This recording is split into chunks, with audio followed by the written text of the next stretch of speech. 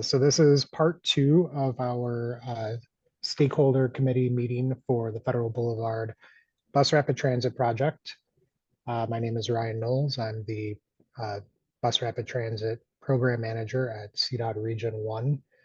And so part 2 this morning will cover the north part of the corridor. So primarily everything north of the city and county of Denver, since we mostly focused on the south part of the corridor in the city in the first part of the meeting. What was it, 2 or 3 weeks ago at this point?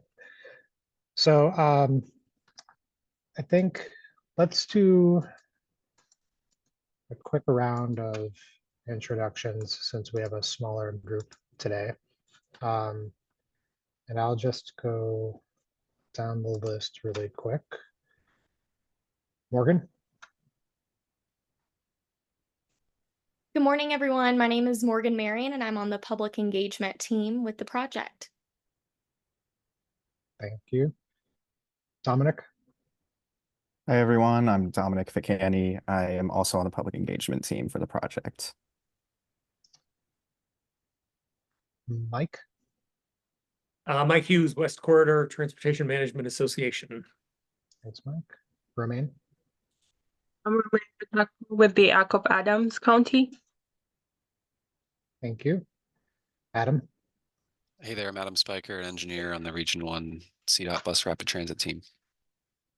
Ariel. I'm Ariel. I'm with the engineering consulting team. Carson. Carson Priest with Smart Commute TMA. Morning, Carson. Elizabeth. Hi, Elizabeth Adams with FHU, the consulting design team. Emma. Hi, I'm Emma Griffin. I'm a lead for Greater Denver Transit. Thanks, Emma. Holly.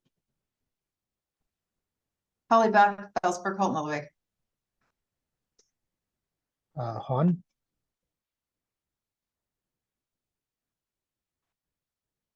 Maybe I didn't say that right. Hey, it's Hong here from Honey. Thanks for joining. James Duffy. Hi, I'm James Duffy. I'm the COO with Westminster Public Schools. James Warren. Hey everybody, I do sustainable mobility policy for Denver's Climate Office. Jill. Good morning, Jill Licantore, Executive Director of the Denver Streets Partnership. Michelle. Morning, everyone. Michelle Riccio with Adams County. Mariah. Good morning, Mariah with the Westwood Community Action Team, RNO. Rod. Hi, I'm Rod Kaczynski. I'm with the Sunnyside Land Use Committee. Tom. Hi, I'm Tom Strobel from Honey. That's the Highland RNO. Thanks, Tom. Amelia.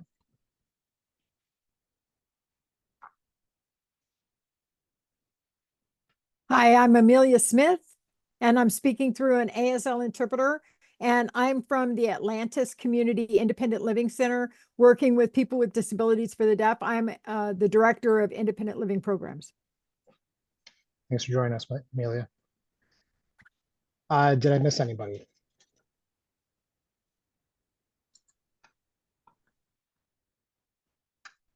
Okay, well, we will get right into it. So just a reminder, our stakeholder committee includes representatives from the registered neighborhood organizations, the business improvement districts, disability advocacy organizations, as well as other advocacy organizations, cultural organizations, school districts. So we are trying to get a broad cross-representation of all the interested and needed stakeholders for this project. If you feel that we've missed someone, please let us know and we will include them. But certainly we are trying to have as many different perspectives and specialties represented here as possible.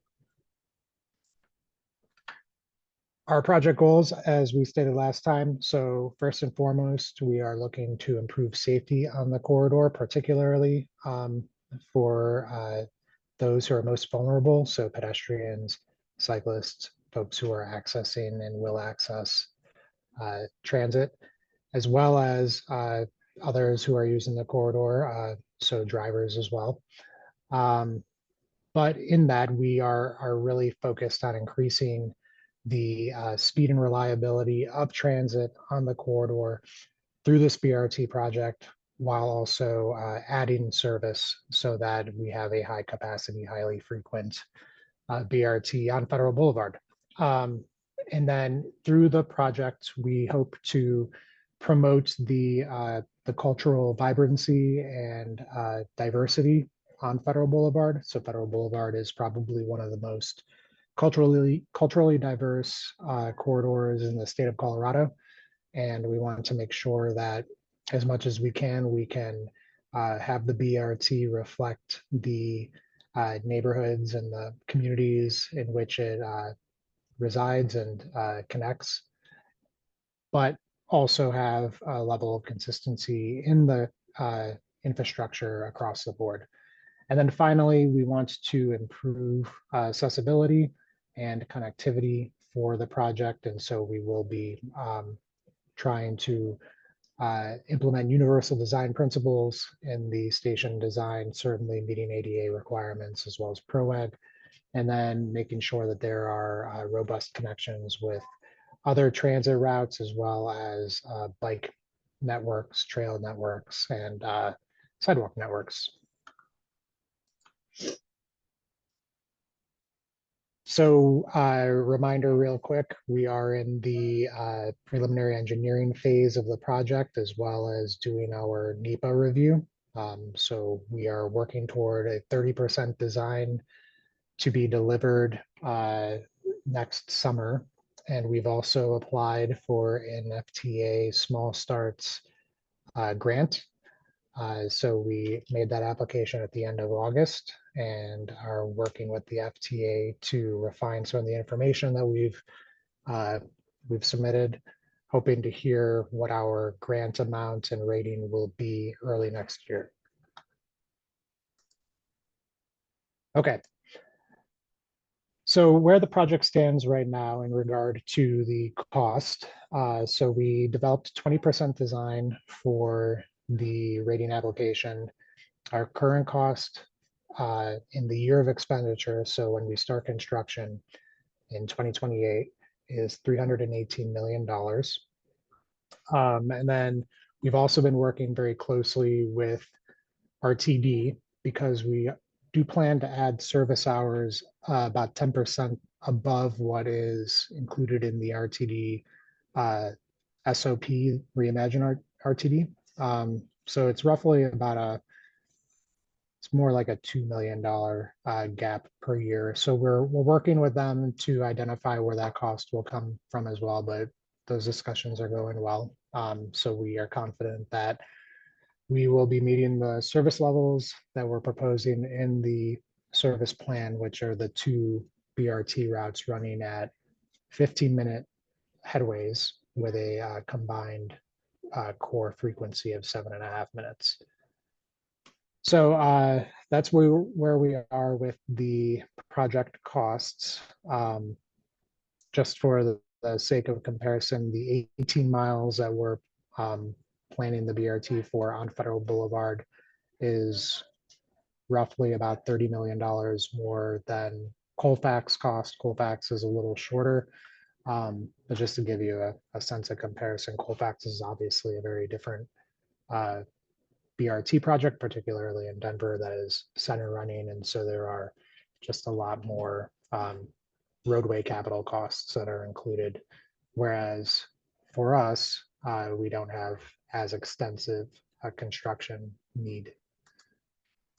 And then our overall funding sources. So certainly that small starts grant from the FTA will cover roughly half of the project. We have also lined up a few other federal sources, including Service Transportation Block Grant funds from CDOT and DRCOG. We also have funds from the state legislature, so those are state dollars in the project, as well as we anticipate using the non-attainment area pollution mitigation enterprise funds.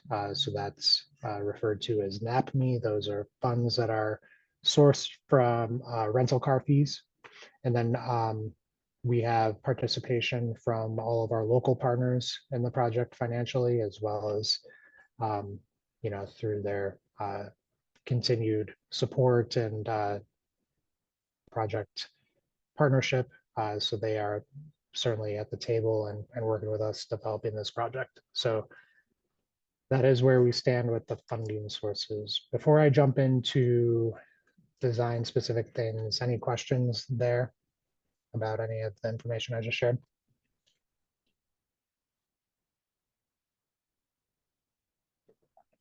Dominic, anything in the chat? No, not yet. Okay. So as I mentioned, we are going to start north of the city, but I did want to highlight first what the overall spread of corridor-wide improvements looks like. So in the north part of the corridor, which is primarily the piece of the map on the right, we are going, or the proposal is to north of 50th have some small sections that the bus will share lanes with traffic. This is primarily at the I-76 interchange, and it's just basically because of where the bridge piers are. But then north of there, the plan currently is to convert an existing travel lane, third curbside lane, to a bus lane that allows right turns in and out of driveways. And then around 80th Avenue, so north of US 36, we will be working on converting shoulders and acceleration and deceleration lanes, so those long right turn lanes, into bus lanes, primarily for the rest of the corridor, with a small section around 92nd that will where we'll be converting that third lane again. So really using the existing roadway capacity out there and reallocating it for transit in the north part of the corridor. And then you can see the delay again. So delay in this section is heaviest between 50th and 70th. And then north of that, it is a little bit lower, but that kind of coincides with traffic patterns and land uses. So did want to point that out, though, particularly around 72nd and US 36, there is quite a bit of congestion. And so certainly having the bus lanes in those sections will be really important. So between 50th and 70th, you can see the existing condition includes both shoulders and turn lanes, as well as some sections that have a third outside lane. The delay in this section is about 20% of the total delay in the corridor. So you can see the between stop delay is 330 seconds, or several minutes. At stop delay is aligned with kind of what we see between the stops. We do expect the transit, or the ridership to grow quite a bit here. So today it's relatively low, but we do expect it to double by 2045 and be a little more robust. So I certainly see a lot of ridership growth in this section. So as I mentioned, our goal is to take the existing capacity that's out there, either through shoulders, turn lanes, or the third travel lane, and convert it to a bus lane. South of Westminster Station, we'll have the overlap of the two BRT routes where the frequencies will be 7.5 minutes. So that is roughly about 70th Avenue South. So this section. And then of course we'll have TSB and the improved stations with the near level boarding platforms, as well as all the other BRT components. As I mentioned, there will be a small section at the I-76 ramp, and then underneath the bridge that I-76 is carried over Federal Boulevard, where the bus will share lanes. So it's maybe a tenth of a mile, if that. And that's simply because we can't move the bridge through this project. And then the delay reductions. So we expect about 70% reduction in the existing delay with this configuration. And then with our station dwell time delays, about a 74% reduction. So pretty dramatic improvements in that regard. From 70th to 112th, so this is really kind of the rest of the corridor. So as I mentioned, there are sections that have a third outside travel lane, so primarily 70th to US 36 and then up to about 80th. And so this section, as I mentioned, gets pretty congested during peak travel times. North of 80th, there's really mostly two travel lanes with an outside shoulder or long turn lanes. And so, as I mentioned, we expect to convert those to bus lanes, which I'll show you in a moment. But the delay in this lawn section is pretty minimal compared to the rest of the corridor. And also this section has the fewest transit riders today. However, we do expect that to grow pretty significantly over what is out there today. And I think, you know, this section has a lot of potential for growth with all the development that is slated to occur over the next several years and certainly into the future. So, you know, in this is included the Uplands development, but there's a lot of opportunity for infill development as well. And certainly we're looking at other things that could also grow transit in the long term. For example, a connection between this bus rapid transit line and the Flatiron Flyer at US 36. So I do want to point out these numbers are lower in this section, but I think, you know, this is where we have some ability to maybe think about other future associated projects that could help support transit growth. So the 6-lane section on the right-hand side is generally what the corridor will look like from 70th to 112th with the proposed plan today. North of 70th, we have one service pattern that will extend all the way to the Wagon Road Park and Ride, just adjacent to I-25 on 120th Avenue. So the frequencies will be in 15-minute intervals in this section, but that's an improvement over the 60-minute frequency that runs north of Westminster Station to 112th and then turns over to Front Range Community College. So this will actually fill a gap where transit doesn't exist between 112th and 120th, and then also increase the number of buses from once an hour to 4 times an hour. So I think that's an important thing to note. And then we do see, even though there's less delay in this section than there is in other parts of the Federal Boulevard corridor, we do still see a pretty significant improvement with the between station delay, so about 62% reduction in that delay. And then, as I mentioned, between 112th and 120th, there is no transit service today. So with that new service pattern for the BRT North, which will continue between, it actually goes from Evans Avenue in South Denver all the way to the Wagon Road Park and Ride. We will fill that gap and we'll see about 200 riders a day in the long run in this section. So as I mentioned, certainly there will be opportunities, I think, to improve upon that as well, as we think about how the area is connected and how new developments and destinations come online in the years to come.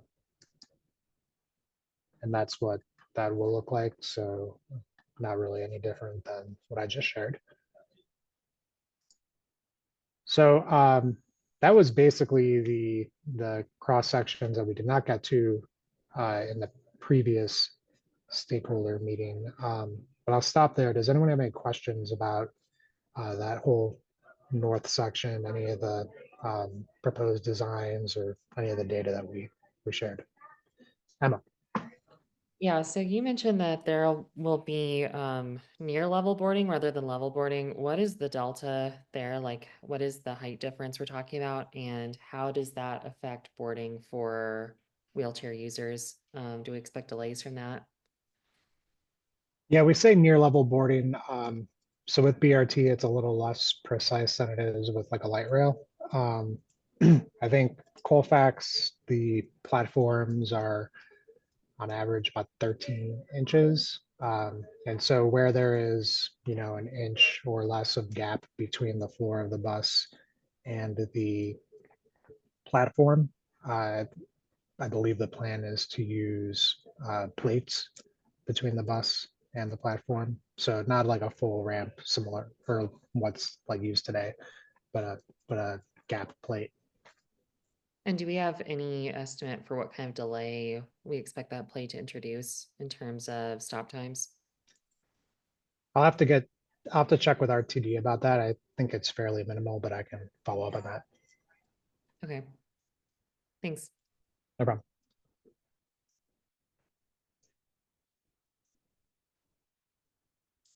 Any other questions? None in chat yet either. None in chat.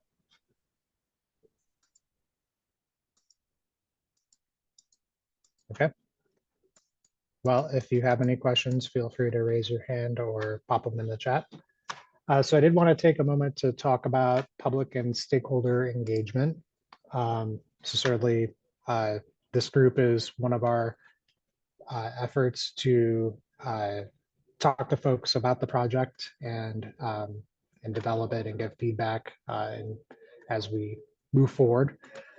We have been trying to take a multi-tiered approach. So part of that approach is showing up in the community.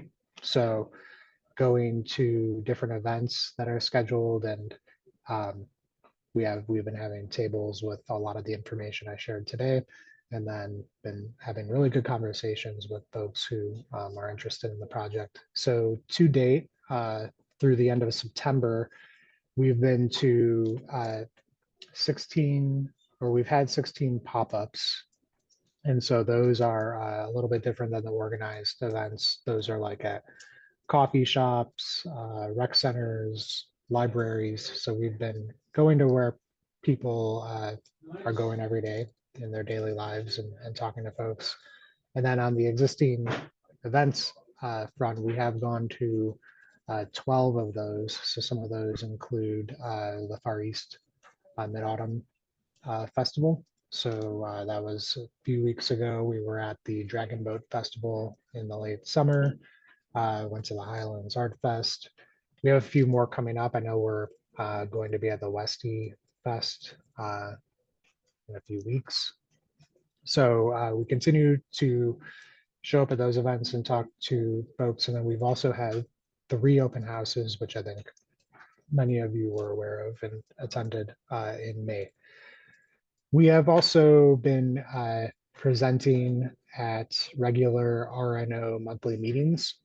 So we we've been to the Ruby Hill RNO as well as the Barnum RNO recently, and we have several more on the calendar that will be attending, and those have been really great conversations, and really a good opportunity, I think, to have more of a robust discussion than you're able to have at the events and pop-ups where, you know, people are kind of filtering through and ask a question, and but it's not a very it's not a back and forth discussion that you would have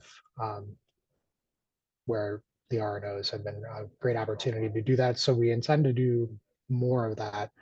We don't want to limit ourselves just to RNOs. We also have gone to bids. We were at the federal bid meeting. We are looking for other neighborhood organizations, other regular meetings of advocacy organizations. So certainly, if you have any meetings that you are you're hosting on a monthly basis that we can attend and talk to your membership at, that would be wonderful. Or if you have any that you recommend, please let us know. Hey, Ryan, we got a hand raised. Huang. Sure. Yes. Hi. Hi. You mentioned that you have a couple more RNOs scheduled. Can you let us know which RNOs those are? Looks like Honey was not represented in either in the previous two stakeholder meetings, and we just want a little bit more clarity in terms of scheduling something with us. Sure. Holly, do you have a list of the ones that were attending off the top?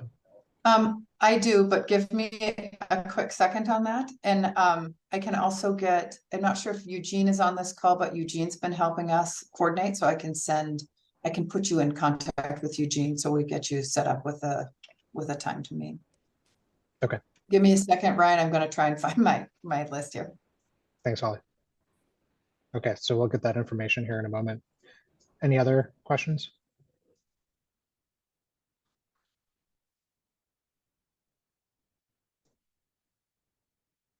Okay.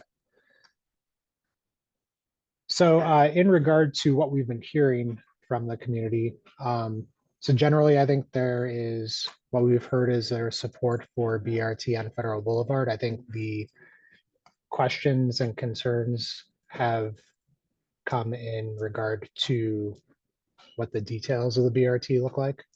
So certainly there is some concern that the locally preferred alternative that we are advancing doesn't do everything it can and should for safety and for reducing the delay that we discussed. So we are working with our partners to address those concerns, particularly looking at the pedestrian crossing conditions and where we can tweak our design to improve those. And then thinking about design speeds as well as crossing times, really digging into crash data to determine like what are the things that are contributing to crashes today. So those are items that we are continuing to work on, and we'll have more information for the stakeholder committee on that. And then certainly we've heard loud and clear from folks about the interest in converting one of the general purpose lanes between 20th and 50th to a bus lane. So we've done some preliminary modeling on that and are concerned that that could lead to some significant diversion onto the local streets surrounding Federal Boulevard. So we are still advancing the mixed traffic section for the project in this area. But we are continuing to analyze what that looks like, and we'll have more detailed information about that diversion. So we are still investigating and analyzing the existing conditions as well as the traffic projections and ridership projections in that area. And then we have gotten some comments about station spacing and locations. So at this point, we haven't really dialed into specifically where stations will be at intersections. We have kind of a general idea of where they would be. So in principle, they would be far side, meaning that the station would be on the other side of the traffic light.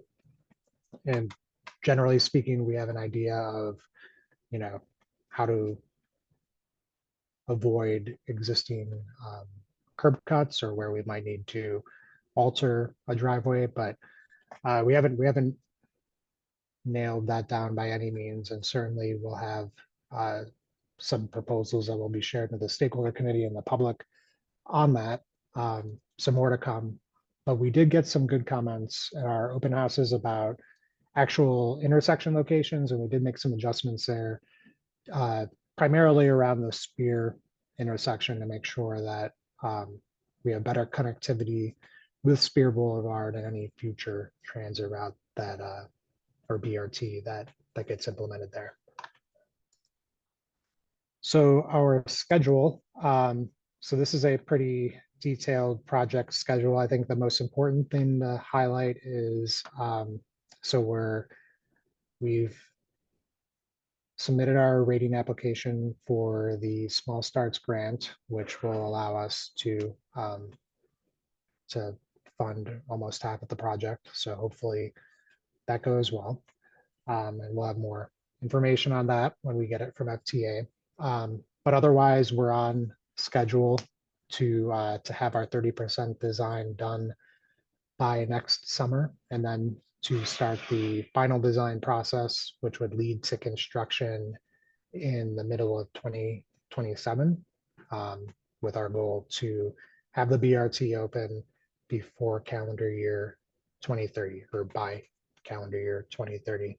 So hopefully it's the former, not the latter. But yeah, so we are on schedule. It is a quick process. I know it doesn't seem like it, several years ahead, but for a large 18-mile transportation project, it is a pretty quick schedule. So at that, I will open it up for discussion. And yeah. Ryan? Yes.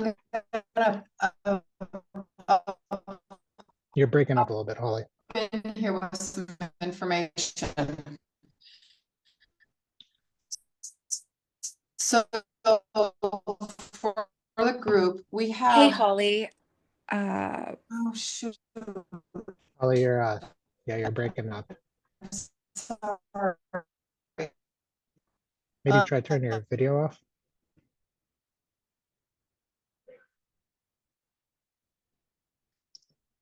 Well, while you're doing that, Hannah, I saw you had your hand raised. Yes. Can we go back to the slide for the timeline? Yes. I have a question why the final design timeline will take 2 years or close to it. Yeah, so final design is basically where so CDOT has a process it goes through where basically you're at like a 30% level and you get to what we call final is 100%, where you don't have any more changes. And through that process is really like where all the engineering occurs. So like looking at what's under the ground, all the civil design, all the utilities. So as I said, there's a lot to really work in at that point. You're also looking at drainage and flooding impacts. So basically everything and anything that needs to be addressed with the construction is worked out in that stage. So it could be a pretty detailed process. And so it could potentially take less than 2 years, but we want to make sure that we have enough time to address any big issues that we might encounter. Gotcha, thank you. And one other question, when will you decide on whether you will be putting a dedicated bus lane in between 50th and 20th? When is that decision going to be made? So right now, our approach is that we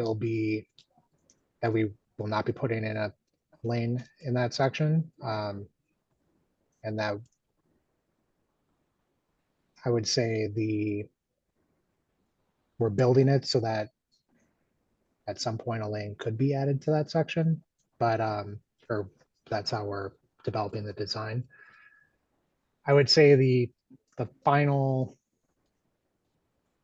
decision point on that would probably be at the end of our 30% design. Okay, So thank you. yeah, I mean, I think it seems like we have more analysis to do, and we need to have more discussion with the community on what that looks like. But right now we're, short of any new information coming up through our analysis, we don't think it will be something that we can get advanced through the various departments we don't think that it would be something that would be acceptable to the community because of the impacts, if that makes sense.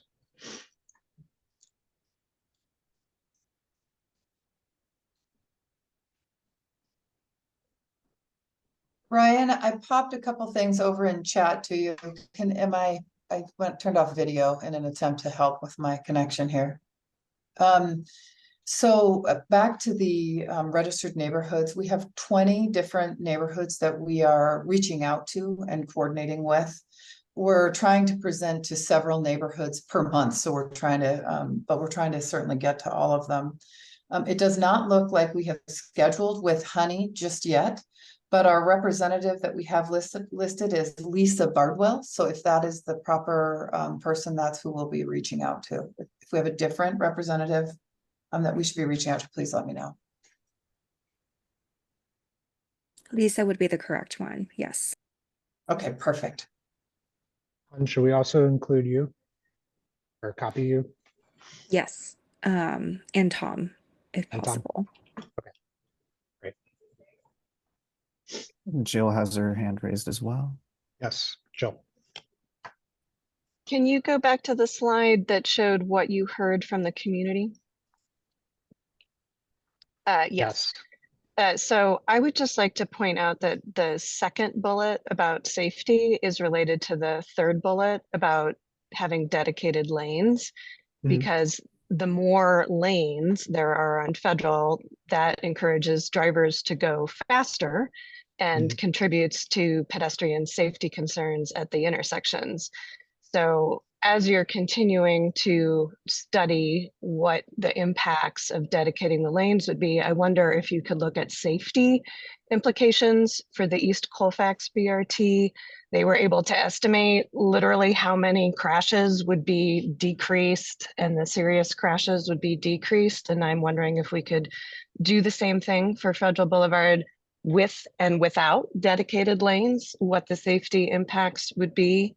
And then related to the impacts on diversion to parallel streets, again, looking to the East Colfax BRT as a model, they have been studying the parallel streets to Colfax and looking at traffic calming and safety improvements on those parallel streets, including treatments that would discourage diversion of traffic to those parallel streets. And so I would hope that the same thing could be part of the discussion on Federal Boulevard, not just assume traffic is automatically going to divert to those parallel streets, but look at what complementary changes could be made to those parallel streets, particularly given that Denver is going to be putting forward another general obligation bond in the next couple of years. And this would be a natural kind of project to include in that general obligation bond.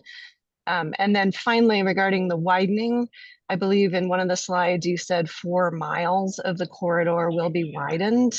I'm wondering if there's a cost impact estimate of that, given that this is a costly project and we're trying to stretch the dollars as far as possible. I think it would be helpful to understand what is the cost of widening versus not widening, and thinking about the opportunity costs of what else that funding could go for. Yes, on that last point, we are working on understanding what the cost would be of widening versus not widening. And just to be clear, if we don't widen so the 4 miles, it's 4 lane miles, so it's not like 4 miles as the crow flies per se. But I would say if we don't end up adding a northbound bus lane between Evans and Alameda, what most likely will happen for that northbound section would be some kind of mixture of bypass lanes and queue jumps with mixed traffic sections, because there's 40,000 vehicles in that section. So we'll model all that, but you know, the addition of a bus lane on Federal Boulevard is for the purposes of adding transit capacity, not vehicle capacity for everyone. So I just point that out. I do understand that. And again, I would point to the safety implications as well of by widening the street and not repurposing existing travel lanes, that does nothing to address the safety concerns of speeding and the distance that pedestrians have to cross. So again, I would ask that if we could have some safety metrics to evaluate these alternatives of dedicating lanes versus not dedicating lanes, widening versus non-widening. I think that that would help the community understand what are the real trade-offs we're talking about here. Yeah, I would say we'll have more information on that, you know, specifically answering those questions. I don't have all of the analysis on hand to directly answer that question. But I will say that there isn't a direct correlation between the number of lanes and speeding on the corridor. So you can look at the existing speeding patterns on the corridor, and there are interesting things to point out. So like between Alameda and Colfax, where the speed limit is 35, the 85th percentile speeds are lower than between Evans and Alameda, which has fewer lanes, but the speed limit is higher. So I think the point I would like to make is, you know, I think addressing speed is a significant part of what we're trying to accomplish with this project. Certainly we want to lower operating speeds, but we also want to make sure that we're making the bus rapid. And so if the bus gets stuck in traffic, that certainly defeats the purpose of having a BRT. So we need to ensure that we can have the bus move efficiently through the corridor while also ensuring that people are not driving recklessly and dangerously. So yes, don't get me wrong. I'm not saying don't widen and don't have dedicated lanes. I'm saying don't widen and have dedicated lanes. And what I'm asking for is more data than just how is that going to impact general purpose traffic? How is that going to impact safety? How is that going to impact cost? So we understand what is the full impact on everybody and all the things we care about, not just vehicular traffic. For sure. Yeah. Emma? Yeah, so two things. First, I'll start with a question. Can you move to the schedule slide? Yes. So I wanted to talk about the 3-year period of construction, bus acquisition and testing. What is that going to look like for existing transit riders on the 31, I believe is the route? And are we going to see any iterative or intermediate benefits of this construction? Like if a portion of the dedicated lanes are done, can the 31 start using those during construction of the remainder of the corridors? Changes, or what is that going to look like for existing transit riders on Federal? I don't think we worked that out yet, but certainly we want to make sure that the construction impacts are mitigated as much as possible. And certainly if we can utilize components of the project that are done before others, then I think that'll be something we'll look into. So certainly, as we get closer to 30% design and then final design, I think we'll have better answers on that, but that should be something we continue to discuss. Okay, and then I wanted to sort of echo what Jill and Wong were saying about first off, I think there is a very paramount need for a dedicated bus lane along the entire corridor, including between 20th and 50th. And I would also echo what Jill was saying about a strong preference for conversion of an existing lane rather than widening of the lanes. I think for me personally, and I can speak for Greater Denver Transit on this and transit riders in general, like the first concern is a dedicated bus lane, but that doesn't mean that concerns about pedestrian safety, since transit riders are pedestrians, and also just pedestrians who aren't transit riders, isn't extremely important here. And we do need to make sure that, you know, we are encouraging safety along that stretch of the corridor. So I would echo what Jill was saying about a strong preference for converting an existing lane along that stretch rather than widening, but also just hammering home that we really desperately need a dedicated bus lane along the entire corridor if possible. Okay. Yes, that is something that so just to reiterate, we will be doing more analysis on the 20th to 50th section, as well as, you know, what the implications are of widening versus not widening. I should note, between Alameda and roughly Louisiana, the roadway just needs to be reconstructed, period, because it's in really, really poor condition. And so with that, we do basically have to rebuild Federal Boulevard between Alameda and Dakota, Louisiana. And so the curbside lanes in that section are like roughly about 9 feet today, which just will not be conducive to a 60-foot articulated bus running every 7.5 minutes. So on some level, we have to widen Federal Boulevard, even if we don't add a bus lane, just because of the existing conditions, you know, and we'll be rebuilding medians in that section as well. So there will be, just to be clear about that, you know, that will need to happen, but we'll continue to have the discussion about if the northbound bus lane should be added to the 2 GP lanes. Heidi? Is that me? That's you. Yeah, Okay. sorry.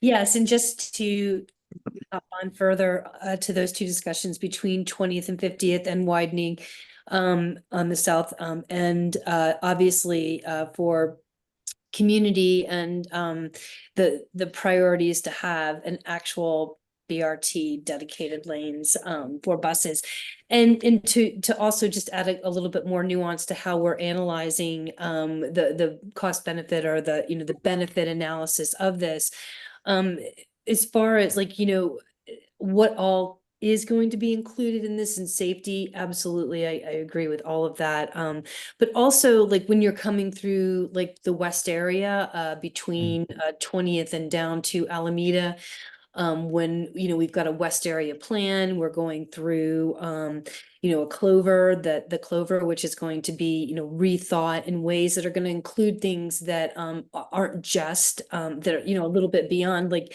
with the impacts to the community. The focus for the west area plan was on you know, mode shift and quality of life. So there's these other layers of numbers and concepts, and that should be included and value added to this analysis. And I've been hearing that I thought there was a Dottie plan a green infrastructure plan to add a lot of trees and green infrastructure on south around Alameda, and that might be value engineered out of this process. And I think that those funds that have been put towards, things like trees and quality of life need to be included in this analysis as something that may be lost with a widening. And so I just like these concepts are things that also need to be included. I would encourage and would like to see that anyway, so that we're not losing a lot of the things that we've been fighting for in the community in our planning processes with this process. Yeah, so on the green infrastructure project, so that's actually, we are going to be absorbing that. So it's not going to be value engineered. It is more going to be, I guess, re-engineered. So because of the difference in so the green infrastructure project assumed that, the existing conditions with the road would remain on Federal Boulevard. So because we're going to be changing how the road is, essentially, we will need to redesign what the green infrastructure looks like. So that'll all be incorporated into the project. We've also been hearing pretty loud and clear from the council members in that part of the corridor that there needs to be more trees and more green. It's just, very hardscape and hot and dusty down there. So certainly we'll be adding that into the design as well. That's great to hear. And I just yeah, I think that the way we tend to come about these things is to prioritize vehicle movement and these other, safety and greenery and quality of life, and how we incorporate, what density looks like along the corridor to support BRT. Those I would love to see that elevated to the top, and then, we can worry about congestion later, or not at all, because of mode shift and things that are going to be happening. Things are going to change. So emphasizing or even thinking about that too much might put us by the time it's done, the design's obsolete. Yeah, so maybe I didn't say this earlier, but I think, we are really trying to balance the corridor and have it facilitate as efficient a BRT as possible. So really making sure that, the bus will have its own space. It will, move efficiently. It will not be caught in traffic. And we do expect mode shift. We're trying to be realistic about what mode shift will look like in the first years of the BRT opening. And certainly we're just trying to get to a place with the design where we feel like the BRT will be successful and that it will allow us to move forward with other BRT projects. The thing that we don't want to do is create a lot of backlash to these projects, because there are a lot of people out there who are going to be upset about these changes. And so if we don't get the balance right, we could jeopardize moving forward on other BRT projects. And certainly we've started Colorado Boulevard. We're probably going to be looking at some significant changes on that corridor where there is a lot of traffic. And, as these BRT projects come online and a network is built, I think the thing I would encourage folks to keep in mind is these projects can be enhanced over time as well. So, if the design isn't 100% of what you want initially, it can certainly be enhanced later on, if that makes sense. All right, I just want to be aware of time because it's about 11, but want to get these last couple questions in from Mimi and Yes. on. So yeah, Mimi, go ahead. Hi, everybody. So of course, safety is my top priority, but to me, I feel like creating the bus lane will significantly impact small businesses, right? Because I have a small business myself and I run a plaza with 19 tenants. And when we did the median, it was already traffic. Like it was just hard for our customers to come in.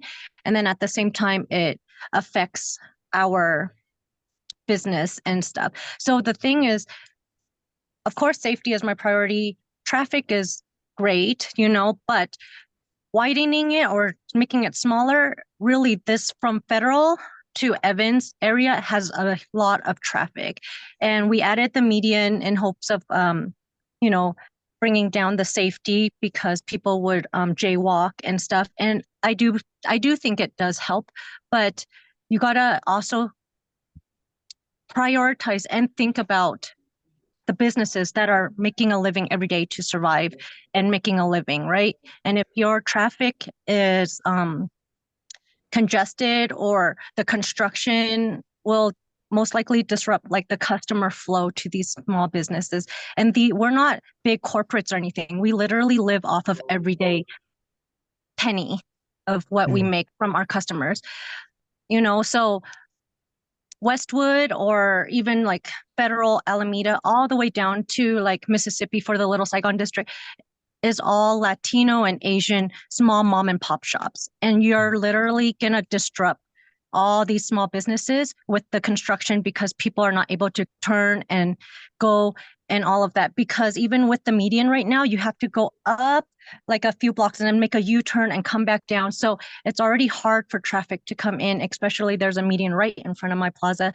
So if you're going to say you're going to widen or take down the street, I really hope you guys consider about the small businesses, not just all those like big corporates or anything that are coming in. You have to really think about how it's going to really affect my gift shop, my tenants' businesses, and all the other small businesses that mom and pops live on a daily basis, penny by penny, to make it happen. So Yeah, I thank just you. that's just my opinion. No, that's good feedback.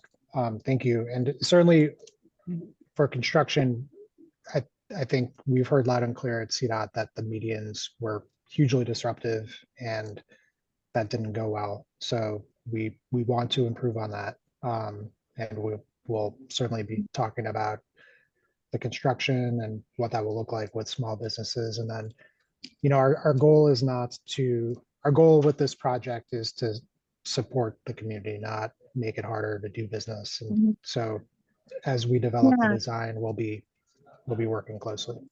Yeah, of course, safety improvement, making the area look more beautiful and thinking about the future is great because I do think about the future for this area. My plaza is going to be here for a long time. My business is going to be here for a long time, but these changes will affect the business. And if customers are not able to get in or people are like, hey, you know what? The traffic is so bad over there. They're always doing construction. I'd rather just shop somewhere else.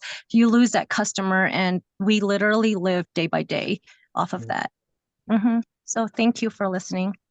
Yes. And I would just say, you know, we're hoping that this project is intended to improve the way people travel on Federal Boulevard. And so it'll ideally help your business by, you know, making it more accessible, not only by driving, but by bus and by other means as well. So thank you.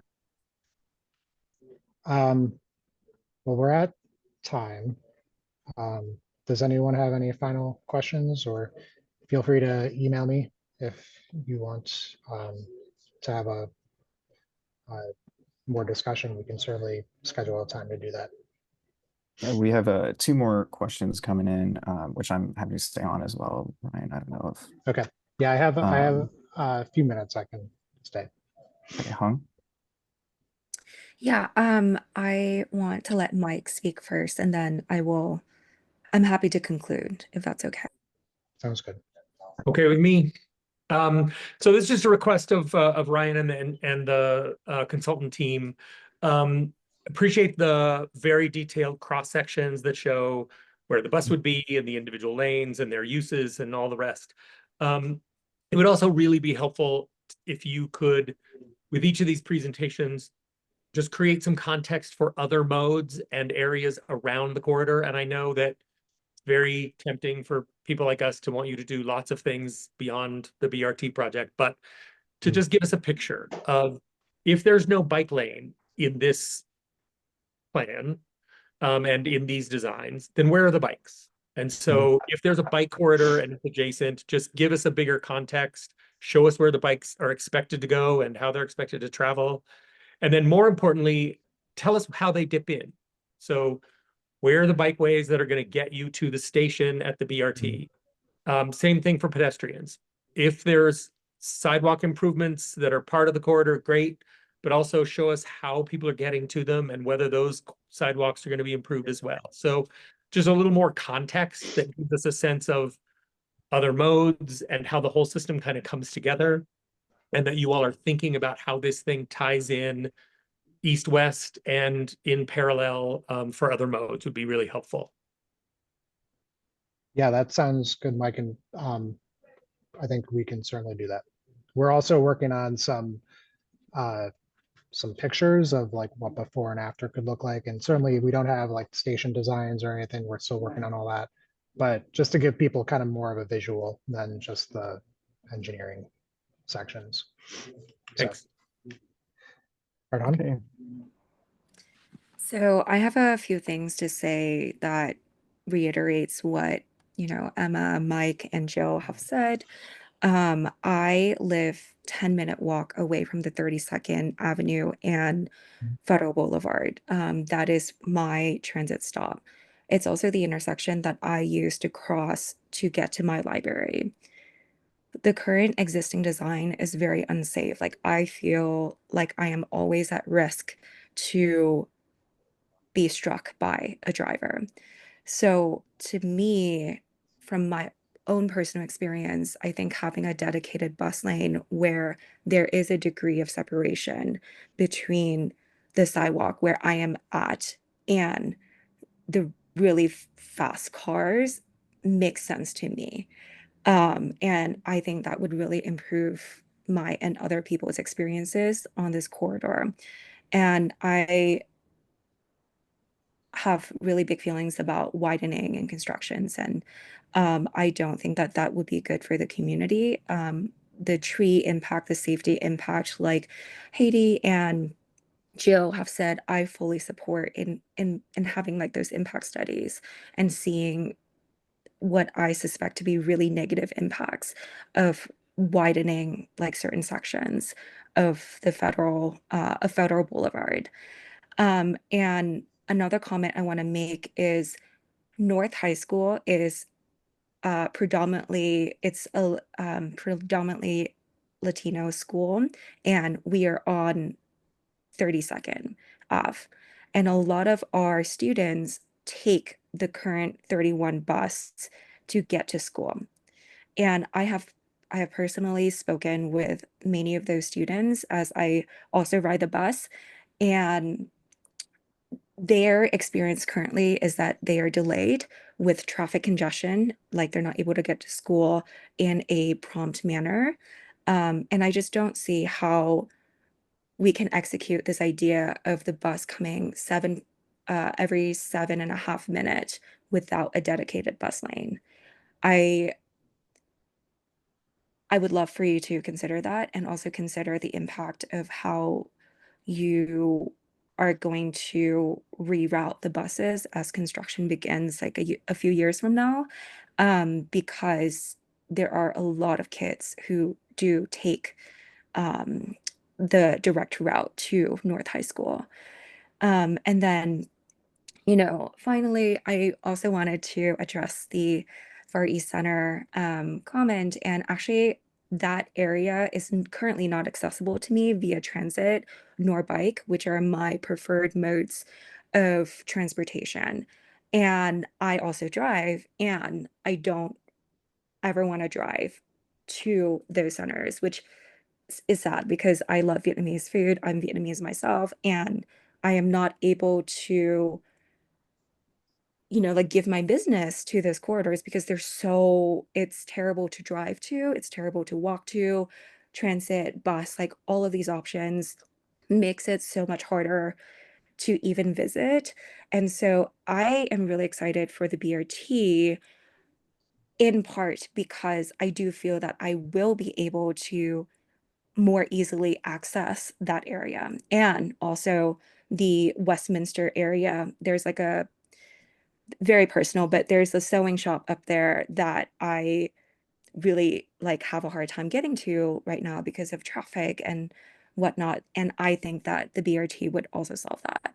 Very, very personal anecdotes. And I think as you start talking more to the community, I understand that there will be backlash. There will always be backlash. You will never be able to make everyone happy. And I think the idea that balancing it all for everyone is not realistic. I think you should really weigh the pros and cons and do these studies and really see long term of how can we actually make this BRT effective from the very first years.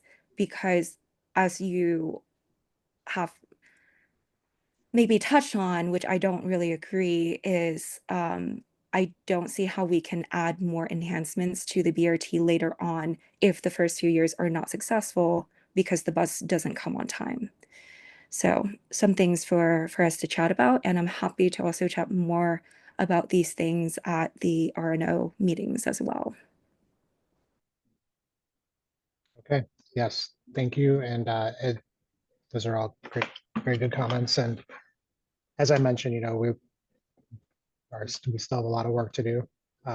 This thing isn't done. We're in the middle, not even in the middle, at the beginning of the design process. So there's still a lot to discuss in regard to specifically what crossings look like and, different project elements. So thank you all for supporting us and for working with us, and we will continue to work on the design.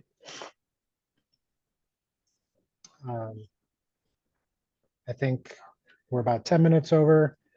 So if you have any additional questions, feel free to email me directly. And as I said, we'll be out at RNOs, at bid meetings.